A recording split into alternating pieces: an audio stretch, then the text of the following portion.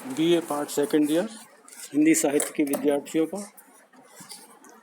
आज फिर से ऑनलाइन वीडियो कक्षा में मैं doctor Surendra Gupta government college Kolayat आपका स्वागत करता हूं। आइए हम लोग पिछले दिनों की तरह आज फिर केशव दास जो रीतिकालीन पर सिद्ध कवि हैं उनकी रामचंद्र का नामक प्रबंध काव्य से दी गई आपके सिलेबस के अंतर्गत जो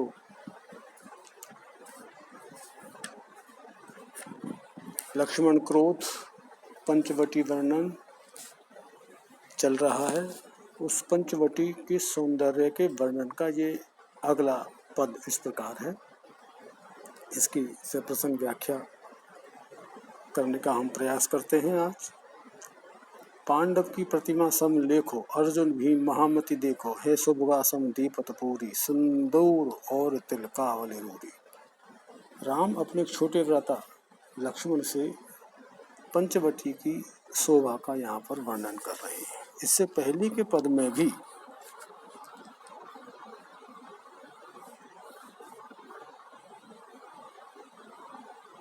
दंडक वन की शोभा का वर्णन किया गया था और उसमें यह बताया गया था कि श्री रामचंद्र जी के आगमन से दंडक वन की शोभा में और वृद्धि हुई है, उसकी बड़ी ही रुचिकर दिखाई देने लगी है। सोदक बंड की रुचि बनी, भांति भांति सुंदर घनी, सेब बड़े नृप की जनु लसे, श्रीफल भूरि भाव जय बसे। ये इससे पूर्व का पद था जिसकी मैं कल व्याख्या मैंने कल की थी और ये मैंने आपसे चर्चा के दौरान आपको मैंने बताया था कि भगवान राम के दंडक वन में आने से दंडक वन की शोभा और बढ़ गई। वहाँ भिन्न भिन्न प्रकार की घनी सुंदरताएं और छाने लगी और दिखने लगी और ऐसा प्रतीत होने लगा जैसे किसी बड़े राजा की सेवा हो रही है। सेब सेवा बड़े नृप की जनु लसे, इस प्रकार से दिखाई देती है मानो कि जिस प्रकार से वन के अंतर्गत श्रीफूल की अधिकता अतिशयता हो जाती है, उसी प्रकार से यहाँ पर किसी बड़े राजा की सेवा हो रही हो सुंदरता को देख कर। तो इस वन की सुंदरता को भयानक प्रलय काल जैसा भी बताया कवि केशव ने इसमें, और इसकी जो सुंदरता है वो नैनों को कई प्रकार से कई रूपों में ग्रसित कर लेने वाली है और ऐसा लगता है जैसे श्री हरि की मूर्ति को सौंदर्य को देखते देखते जो आंखें तृप्त नहीं होती हैं, ठीक उसी प्रकार से इस वन की शोभा को भी देखते देखते कभी आंखों को तृप्ति नहीं मिलती है। इस के बाद श्री राम ने भी अपने लक्ष्मण लघु भ्राता से कहा, पांडव की प्रतिमा सम लेखो, अर्जुन भीम महामति देखो, हे महामति हे बुद्धिमान लक्ष्मण देखो। यहाँ पंचवटी में पांडवों की मूर्तियों को भी देखा जा सकता है। सम माने समान, मूर्तियों के समान यहाँ पर इस वन की सौंदर्य को भी निहारा जा सकता है। कैसे कि अर्जुन भीम महामति देखो, हे बुद्धिमान लक्ष्मण देखो, यहाँ पर भी इस वन में भी अर्जुन के समान और भीम के समान बड़े ही सुंदर सुंदर वृक्ष मौजूद हैं। ठीक है सुभगा सम दीपतपूरी, और इस वन की जो शोभा है वह कैसी लग रही है? सुभगा सम, सौभाग्यशालिनी के समान। सुभगा यानी सौभाग्यशाली, सुहागनी जो स्त्री होती है उस सौभाग्यशालिनी स्त्री के समान इस वन की शोभा लग रही है। दीपति प्रकाश, शोभा सुंदरता, ठीक है ना। तो इस वन की शोभा किसी सौभाग्यशाली स्त्री के जैसी है। सिंदूर और तिलकावली रूरी, और ये जो यहाँ के वृक्ष हैं वो पेड़ कैसे हैं? सिंदूर और तिलकावली वृक्ष के समान, अर्थात जिस प्रकार से एक सौभाग्यवती स्त्री सुहागवती स्त्री सिंदूर और तिलक से सुशोभित दिखाई देती है, उसी प्रकार इस वन की शोभा भी सिंदूर और तिलक वृक्षों से, तिलक के वृक्षों से अर्थात तिलकावली में चंदन के वृक्षों से बहुत अधिक शोभा बढ़ रही है। तो पंचवटी वर्णन है यहाँ पर और इसमें श्लेष अलंकार का प्रयोग किया है। ठीक है। अगला जो प्रसंग बदलेगा आपका, ये इसमें पाठ्यक्रम में आपके पंचवटी की शोभा से संबंधित 2 ही पद दिए गए, 3 पद दिए गए हैं जिनकी मैं व्याख्या कर चुका हूँ। अब सीता हरण से संबंधित 2 पद हैं आपके इसमें, किस प्रकार से वो रावण आता है और पंचवटी में सीता का अपहरण जो साधु का वेश धारण करके आता है और किस तरह से उसका अपहरण करता है, और अपहरण करने के उपरांत सीता किस तरह से विलाप करती है और अपने आप को बचाने के लिए, रघुवंश की लाज को बचाने के लिए किस प्रकार से विलाप करती हुई लक्ष्मण और राम से यहाँ पर अपनी लाज बचाने के लिए उनसे कहती है। देखिए, पहला बंद है जिसमें सीता हरण की बारे में कवि ने वर्णन किया है। छिद्रता की, ताक यानी देखना, छिद्र यानी अवसर, छद्म बुद्धि, छद्म बुद्धि लंकनाथ आइयो, आ गया लंका के नाथ आ गए। भिक्षु जान जान की सुभीक को बुलाइयो, सोच पोच मोच के संकोच भीम भेष को, अंतरिक्ष ही हरि जो राहु चंद्र रेख को। तो कवि यहाँ कहते हैं, प्रसंग एक बार फिर पुनः बता देता हूँ आपको कि ये प्रस्तुत जो पद्य का अंश है, पद्यांश या पद्य अवतरण केशव की रामचंद्र का के सिया हरण प्रसंग से लिया गया है और इस पद्य के अंतर्गत कवि ने सीता हरण का वर्णन किया है। कवि केशव वर्णन करते हुए कहते हैं कि जब लक्ष्मण पर्णशाला से चले गए वन को अपने भाई की आवाज़ सुनकर के उनकी रक्षा के लिए सीता के कहने पर, तो वो दुष्ट जो रावण था छिद्रता की अवसर को उसने देख करके वहाँ आया। छिद्र को ताक, अवसर को देख करके, छद्म बुद्धि, जिसकी बुद्धि छद्म हो गई हो अर्थात नीच बुद्धि का, लंकनाथ वह लंका का स्वामी आयु वहाँ पर आया। भिक्षु जान जानकी, भिक्षुक जान करके उस जानकी ने सुभीक को बुलाइयो और भीख देने के लिए अपने पास बुलाया। सीता ने उसे भिखारी जानकर भीख देने के लिए उस छद्म बुद्धि लंका के स्वामी को अपने पास बुलाया। सोच पोच मोच के संकोच, और उस नीच रावण ने सोच पोच मोच के संकोच, अपने छोटे और अपने नीच विचारों से सोच पोच करके, मतलब पूरी योजनाबद्ध तरीके से, अपने तुच्छ विचारों से योजनाबद्ध तरीके से मोच के संकोच, ठीक है, संकोच भीम भेष को, और अपने भेष धारण करके भीम भेष को, अपना भेष भीम रूप में बना लिया।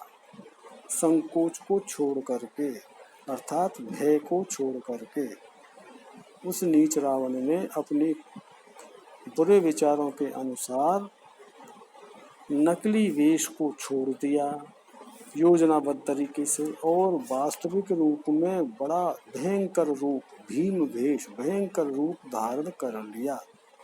और फिर क्या किया, अंतरिक्ष ही हरि जो राहु चंद्र रेख को, जिस प्रकार से राहु ने चंद्रमा को ग्रस लिया, ठीक उसी प्रकार से उस रावण ने अंतरिक्ष ही हरि उस सीता का आकाश मार्ग से हरण करके उड़ाकर चला।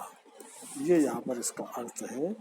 कहने का मतलब इस प्रकार है कि दुष्ट रावण वह अवसर देख करके वहाँ उपस्थित हुआ और उसने अपनी नीच बुद्धि वाला जो रावण था वो वहाँ पर आया और भिक्षुक जान करके उस जानकी ने उसको भीख देने के लिए अपने पास बुलाया और योजनाबद्ध तरीके से सोचकर उसने जो योजना बनाई थी उसी के हिसाब से उसी के तरीके से उसको पूरा करते हुए उसने अपना संकोच खत्म कर दिया और वह अपने वास्तविक राक्षसी वेश में आ गया और भयंकर रूप धारण किया।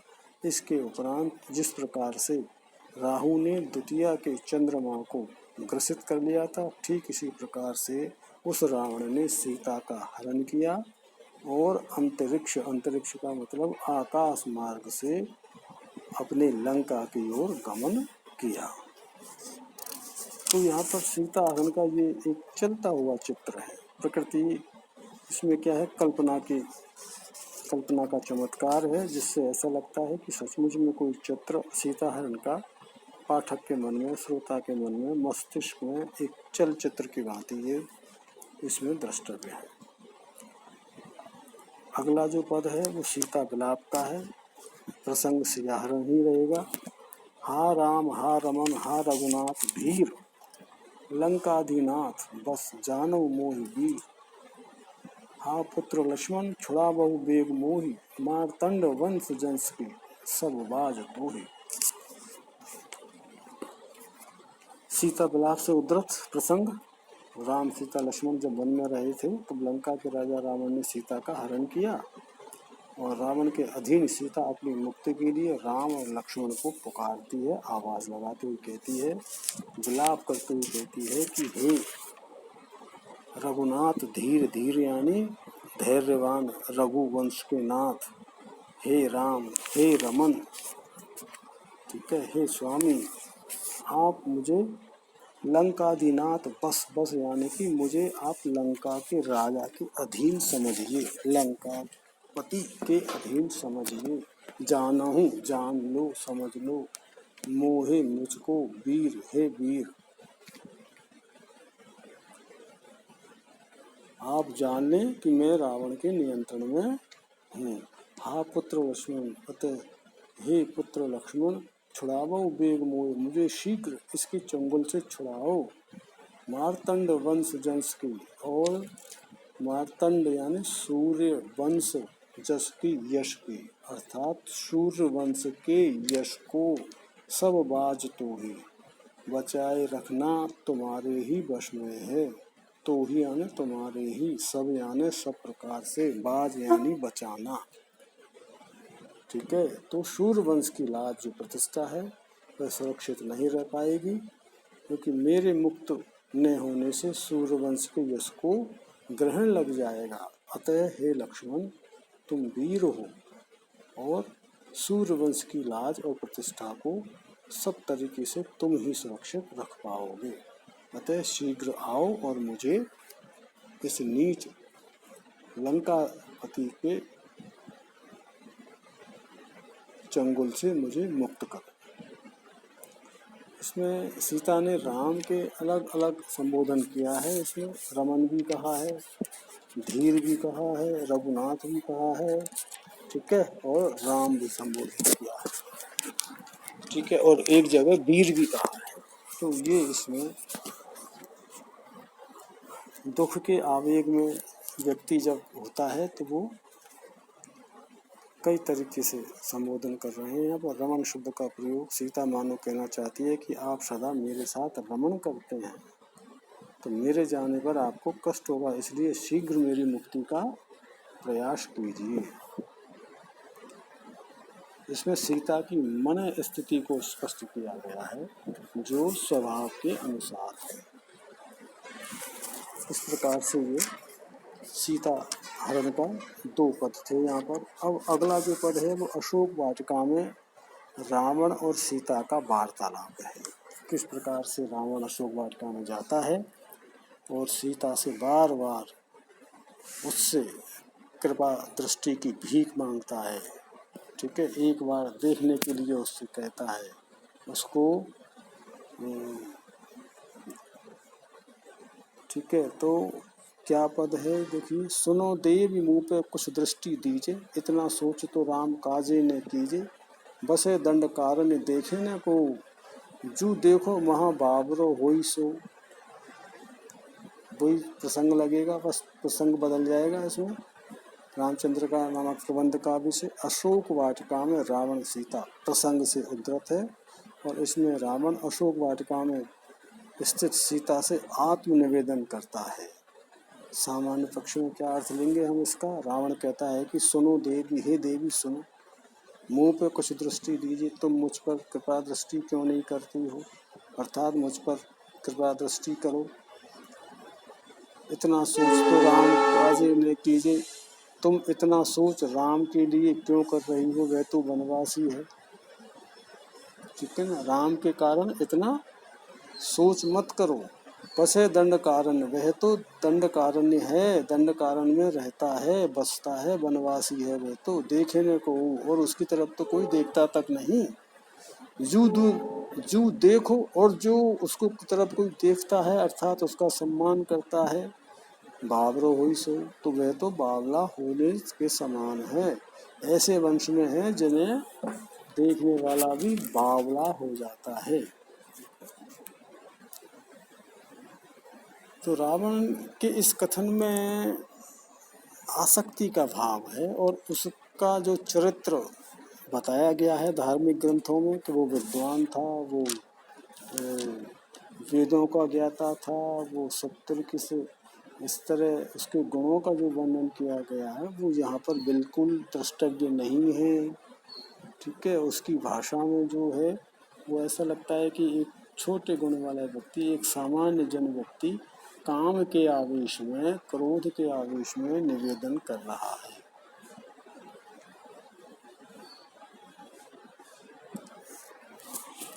ये अगला पद पूरा होता है इस प्रकार से। और